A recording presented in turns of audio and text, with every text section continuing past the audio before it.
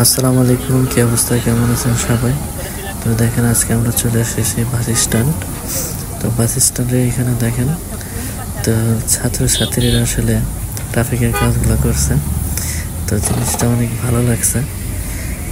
তো তারা কিন্তু আসলে আগে কখনো ট্রাফিকের কাজ করেনি, তবুও তারা কিন্তু দেখেন সাহসিকতার ভিতরে কিন্তু ট্রাফিকের কাজগুলো করছে।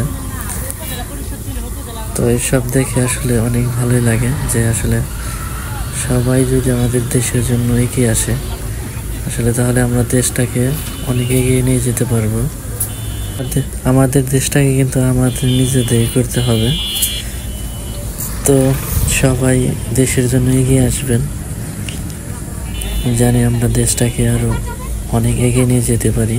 আর সেলর জানাই এইসব ছাত্রছাত্রীদের, যারা দেখেন বিনা পারিশ্রমিকে কত রৌদ্রের ভিতরে, প্রচুর রৌদ্রের ভিতরে কিন্তু তারা কিন্তু আগে এসব কাজ করেনি, তবু এই রৌদ্রের ভিতরে আসলে দেখেন যেসব কাজগুলো করছে আসলে তাদের ছেলের দয়া উচিত, তাদের ছেলেদের যোগ্য।